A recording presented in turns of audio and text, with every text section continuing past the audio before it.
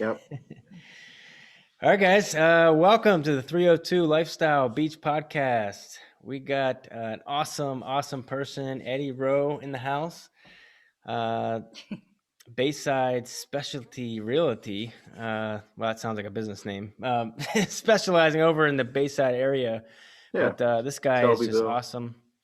He he's been in the area for quite a while. We've known him as a personal friend for quite a while, and Since day him and his one. wife. Almost Yeah, since day one. Seriously. Yeah. You were and like the first two people I met.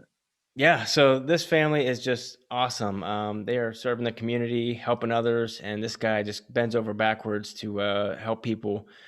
And Eddie, tell us a little bit about what you're passionate about and how you got into what you do. So what am I passionate about? Well, I got into real estate kind of later in the game.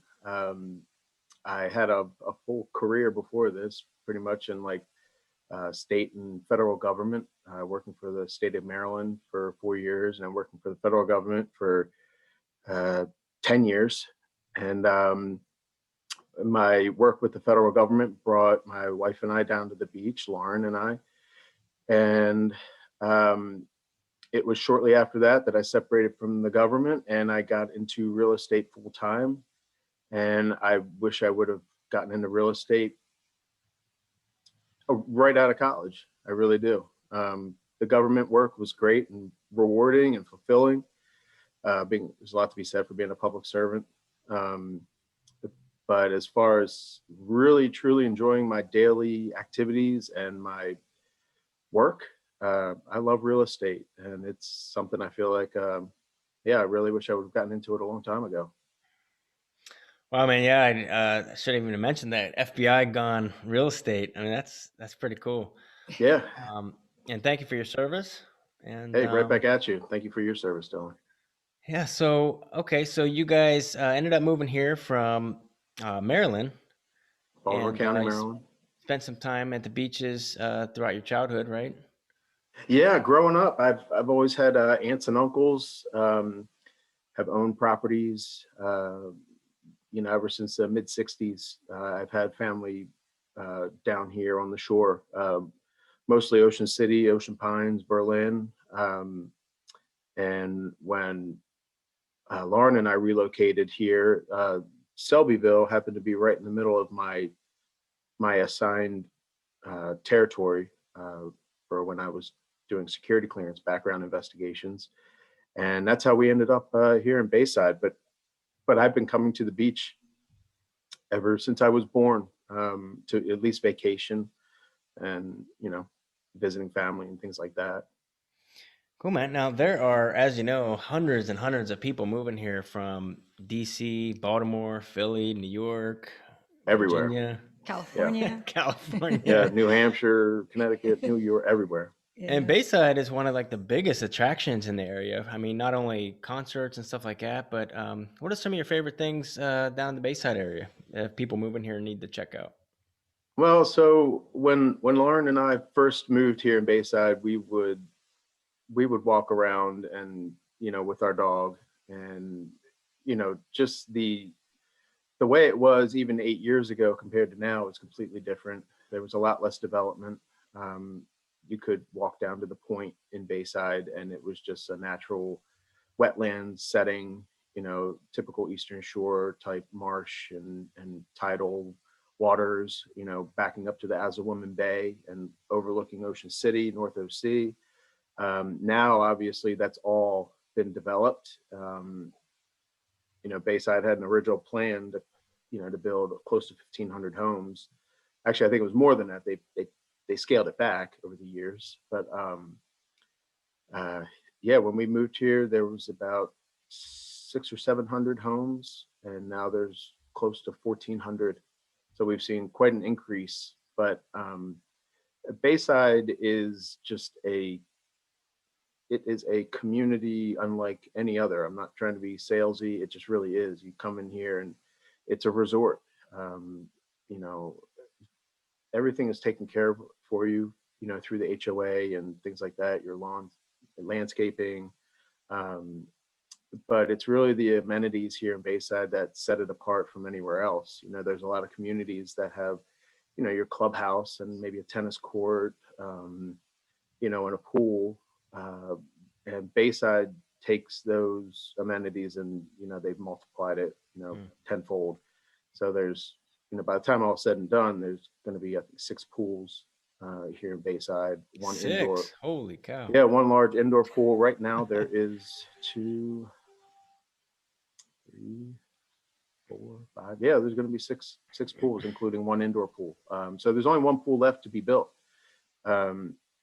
So not only the pools, every pool has its own variety of food and beverage. You can get lunch or drinks, alcoholic or non-alcoholic, and live music.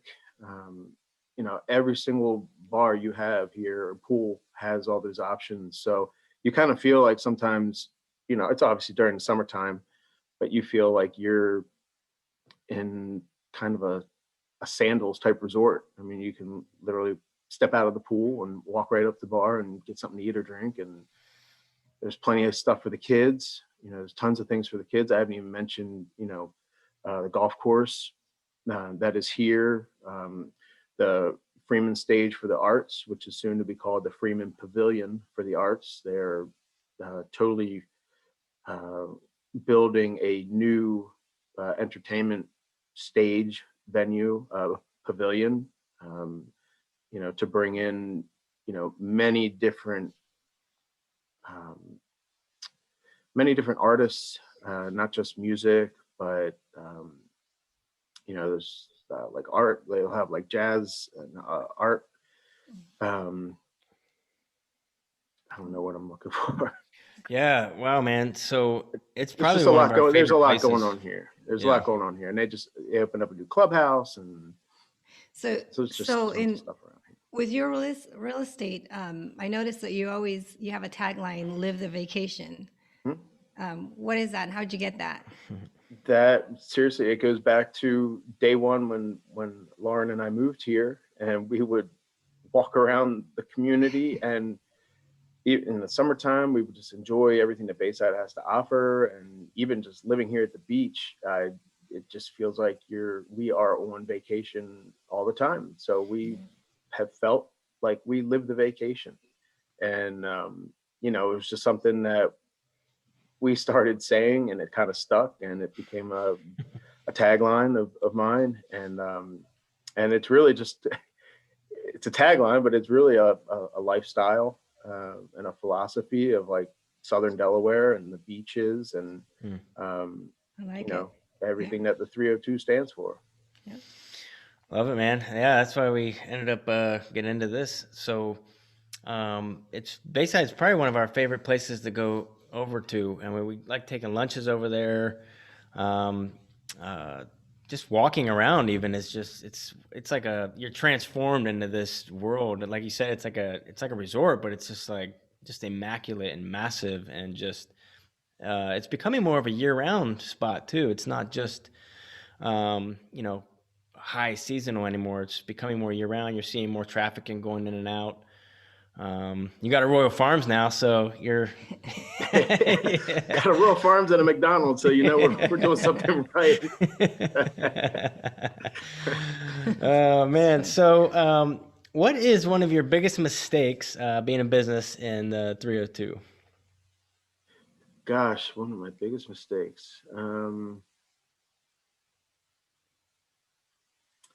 me on the spot here. Being in business. Well, I don't really see any. I guess maybe I'm naive for saying this, but I really haven't seen any mistakes that I've like made. There have been different business maybe tactics that I am learning. More effective ways to reach out to my clients or my client base here in Selbyville and Bayside. So I'm always learning. Every transaction in real estate, you are learning. There is some sort of learning piece, in every transaction, whether it is something that maybe another agent does. Maybe it's something that, you discover going through home inspection repairs, or it could be your own personal communications, or, keeping your emotions in check. And, you know, buying and selling a house is already one of the most emotional and stressful things that a homeowner or, a prospective buyer can go through. And they rely on myself, like me, to not escalate their emotions or their anxiety any further.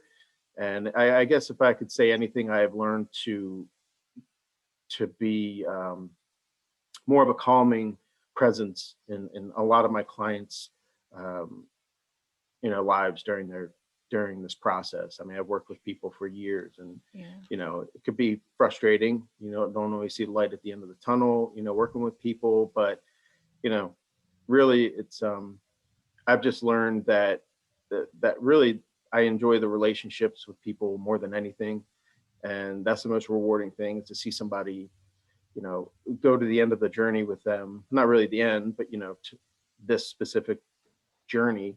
Yeah. At the end of settlement, you want to see everybody on both sides just to walk away happy. And when one side doesn't, then you kind of learn, why didn't they?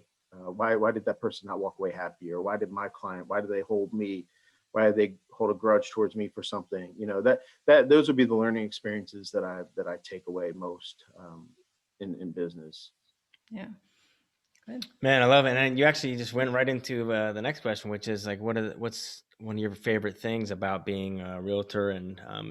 And you brought up, just being that calming presence, and it's a high stress. It can be a high stress involvement, or if you don't have somebody that you kind of trust, and you feel like And I'll just say, just from knowing you, yeah, you have that gift of, just when you're around you have a way of like just kind of like bringing this aura of just calmness, and just, hey, it's okay. Even some of the things that have happened from some of your clients, we've gotten calls and you're just like, oh, there's this issue, it's all right, I just take care of it, and it's like, you can really just trust, that you're there and you're taking care of it. And I think people really enjoy that. And I think it's great that you recognize that being a realtor is not just selling houses, or it's you're actually their counselor, right? Big Sometimes, time. yeah, Oh my they're gosh, yes. therapists Oh yeah, almost.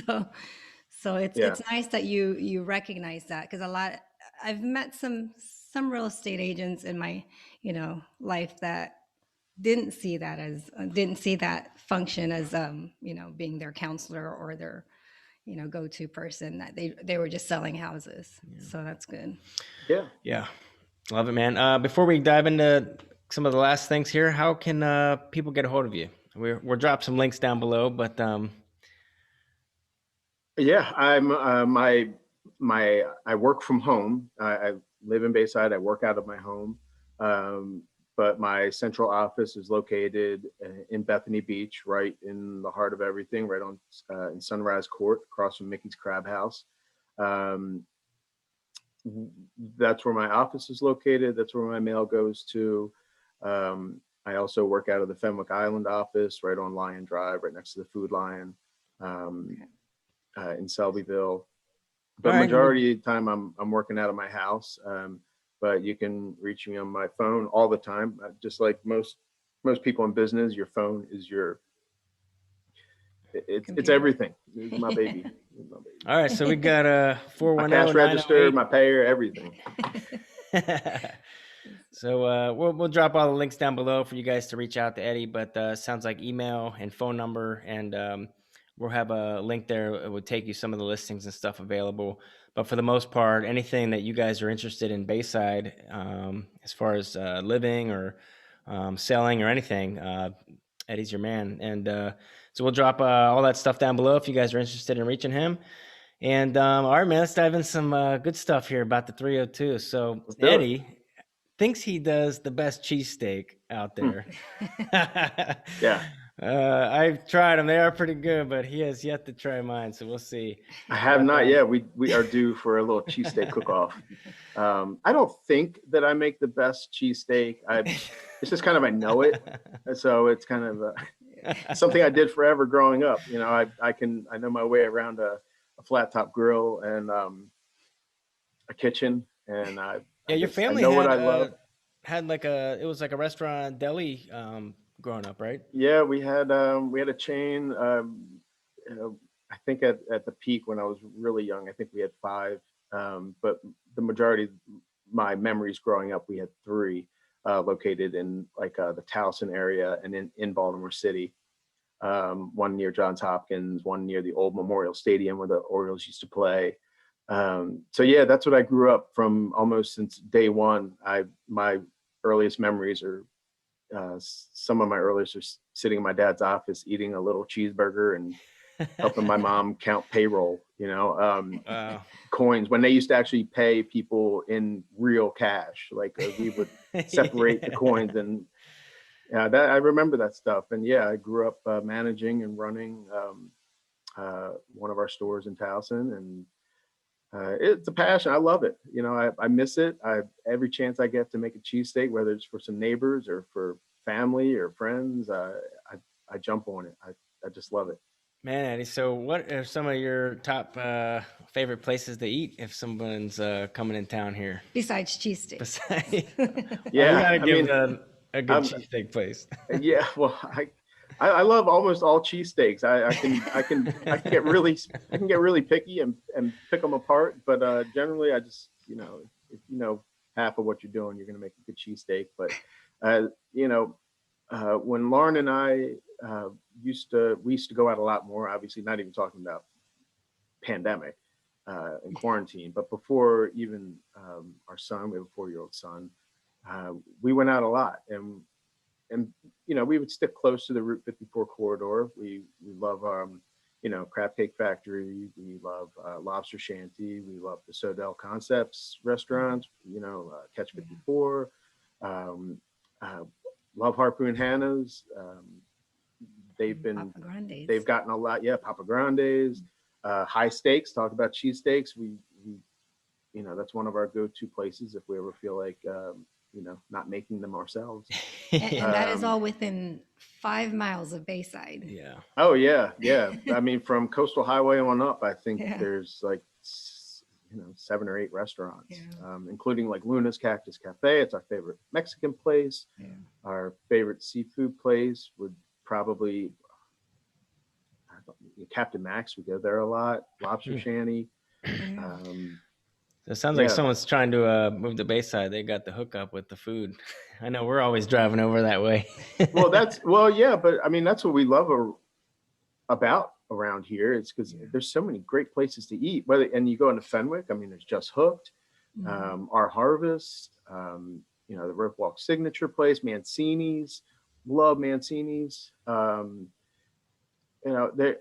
I'm gonna forget places, but I mean, Countryside Cafe, we love that place for breakfast. We'll go to Dirty Harry's for breakfast. We'll go to Jimmy's Kitchen for breakfast. And I mean, there's Countryside. We were just there a couple of days yeah, ago. they're great local people. Just hire, they're just it's always consistent. And I got carry out from there yesterday morning, and yeah, it's great. We love eating. We love eating out. Yeah, us too, man. It's a great area around here because there's just so many good places. We don't get up. We stick close to where we live, but when we do go out, venture out, I mean, we love going out in Bethany and Rehoboth and Lewis. It's just so many good places. The options are just ridiculous. You can almost go anywhere and get like great service and great food. Yep. So, man, I'm gonna put you on the spot again, but what is advice? So, people moving here, a lot of couples coming here in town. What's some advice you got for people living together, working close to each other as a couple, and even raising a son? What kind of advice you got to keep you grounded on that? So, I've been working from home for a long time. When I was working for the government, I was remote.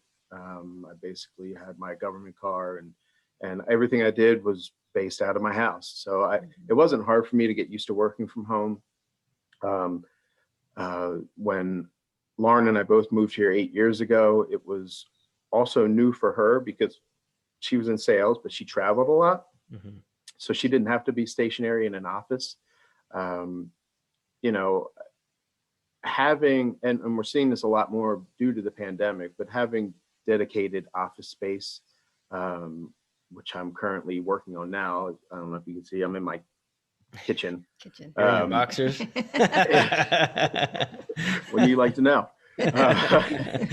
No, I would say, you know, just having respect for your spouse's dedicated work time, and knowing that, you know, if somebody, like, I'm very flexible with real estate. I take my office with me, again, my phone. If anybody needs to get in touch with me, or if I need to do anything, I can be almost anywhere, except for getting people into properties. Mm-hmm. So I would just say, you know, respecting your spouses or your significant others, you know, dedicated work time, and just just respecting that, and having your own separate areas to conduct your business.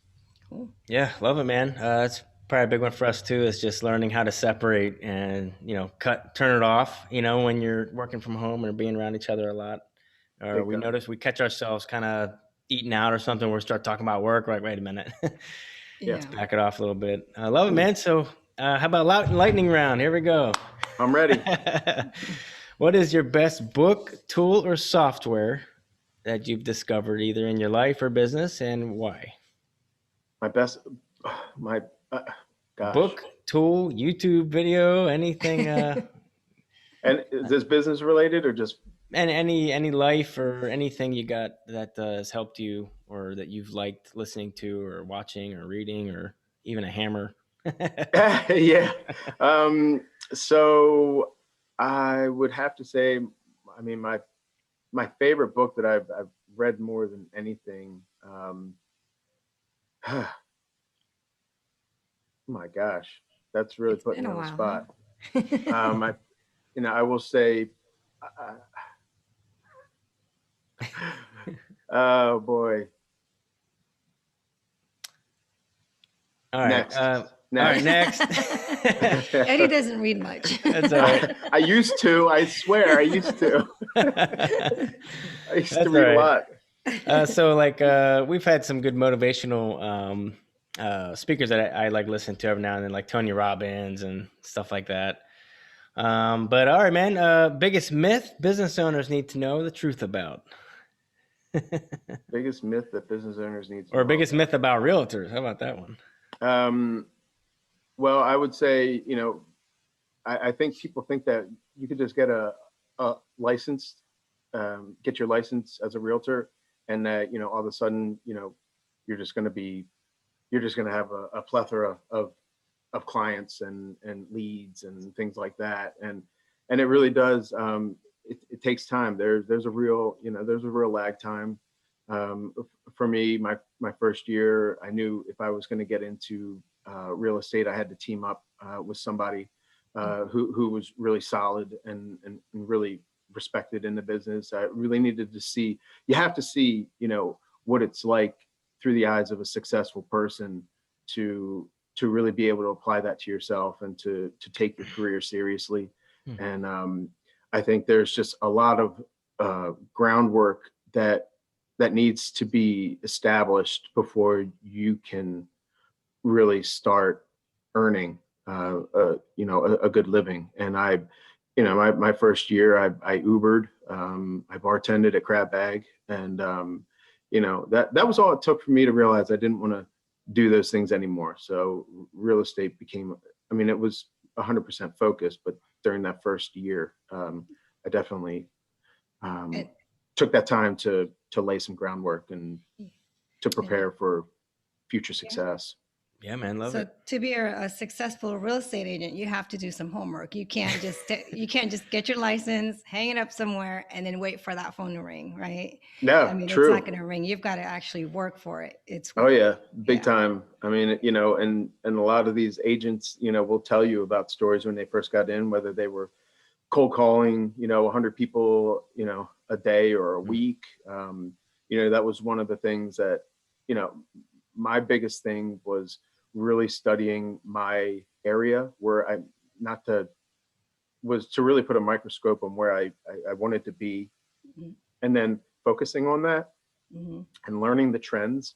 And, I could show you, I used to have like a, like a whiteboard, that I would just continuously Mm. update on, real estate trends, and houses that were selling, and where buyers are coming from, and yeah, that's it. I mean, you Yeah. have to put in that kind of work in order to reap the benefits. It's not, or you team up with somebody, and you just pay them all the money that you can, and you just accept their leads and work their leads. That's a way you could do it, but I think to really be a strong agent, you have to do those things for yourself Yeah. first. Yeah, man, love it. And that sounds like great advice for basically anything. Is anything you want to do or aspire to, or even if you want to move to Bayside or something, to kind of go experience it a little bit, talk to people that have already been there, or call you or something, and just try to have like a mentor based on whatever you want to do in life. I think that's great advice, dude. Yeah. So here we go. What is one question I should have asked, and what's your answer? One question you should have asked. About 2021? Any big plans? Maybe. Well, I guess maybe like, what do I think the market looks like now, and what it looks like in the future, or Ooh, I maybe, would love to know that actually. well, what it looked like during the pandemic.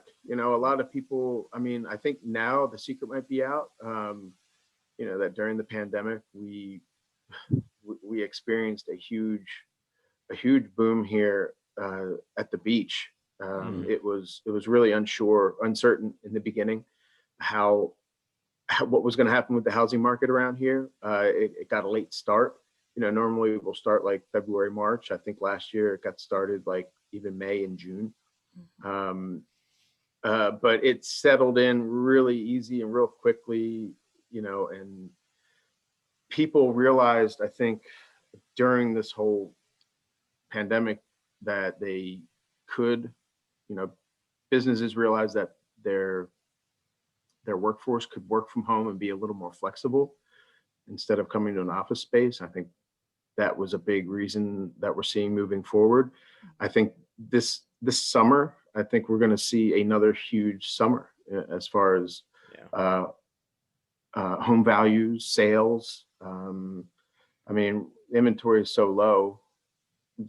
I mean, I have a lot of buyers. I mean, I have a pipeline full of buyers who Mm, are, asking me all the time, what's around, what's available, what can we do? And, that's really, that's where the hard work comes in for a realtor. When the listings are not as plentiful, Mhm. you really got to sometimes create your own market for your buyer.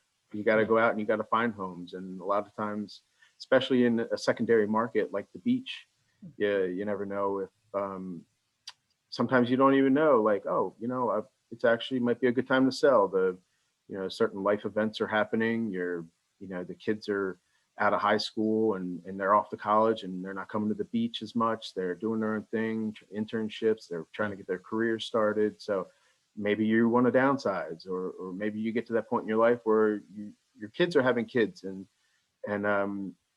and you want a place at the beach that can accommodate, bringing the family all together and staying under one roof.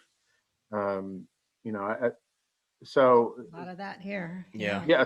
yeah, tons of that. So that's why creating the market can be beneficial, because people are always having life changes, whether good or bad, and there's always a reason for somebody to either sell or buy a second home. Hmm. Yeah, man, love Yeah. it. So this is great, man. So once again, we will drop all the information down below to get a hold of Eddie if you guys are looking for just a wonderful guy, good realtor, and FBI. He'll protect you. No, but just an overall great experience with buying or selling down anywhere really in Delaware, but Bayside especially. Uh, live the dream or live the vacation, and Live the vacation. Come live the vacation. Come to the beach. Yeah. Yeah. So thanks, man. Thanks for listening, guys, for the 302 Lifestyle. Subscribe and share if you guys are looking to know where to eat, play, or serve. And thanks again. Yeah, thank you guys.